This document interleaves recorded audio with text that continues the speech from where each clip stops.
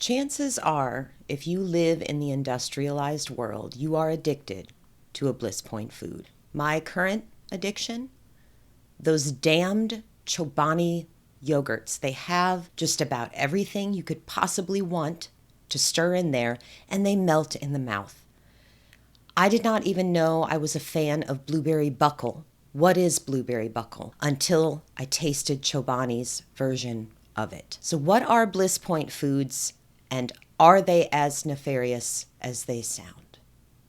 Yes, they are. Until a market researcher and psychophysicist, which is a psychologist who studies how we respond to sensation and stimuli, named Howard Moskowitz, began his painstaking work with several food industry giants to discover what will make us buy more food, the world had few bliss point foods to offer the everyday public. They were, in fact, developed by the food industry. Bliss point foods are labeled hyper palatable, and they are designed to override your brain's natural function of telling your body it's full by releasing feel-good hormones that keep that feel-good feeling going. Howard Moskowitz, using his marketing and psychophysicology background, has worked steadily for such food giants as Campbell's, General Foods, Kraft, and PepsiCo since the 1980s. And he was famously lauded for his painstaking work on chunky Prego spaghetti sauce, which included at least 45 different combinations before he hit upon the final recipe. Bliss point was his term for the perfect combination of salt, sugar, and fat that optimized customer satisfaction and made people want to eat and buy more food. The food industry loved it and began incorporating marketing techniques like the ones Moskowitz used in increasing efforts to find the bliss point for their customers, considering things such as chewing texture and visual appeal also when engineering food to be more desirable on the market. This new formula should be even more irresistible.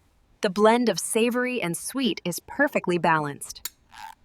So as if making food, which is necessary for survival, now absolutely physically addictive, food companies have also removed those pesky and expensive, nutrient-dense ingredients in our foods and replaced them with cheaper, much more convenient fillers, such as dehydrated processed potatoes and a variety of starches. And when these remove the things that actually make foods good and filling, like nutrients, companies overcompensate with bright artificial colors and flavors that never occur in nature. The worst offenders in the United States include processed meats, sodas, white bread, French fries.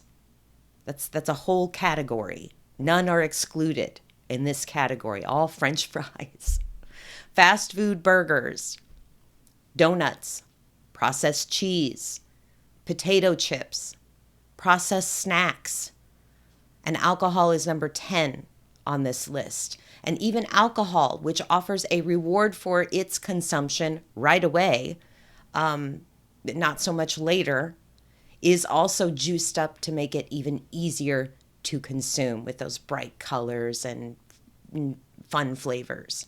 And yes, I know, I myself am addicted to at least 11 things on this list of 10 items, some of which include entire genres of food, like such as processed snacks. Like snacks are what I have for second breakfast, afternoon num-nums, and midnight nibbling. So now what do? And I don't use the term addiction humorously or ironically when I'm talking about bliss point foods here.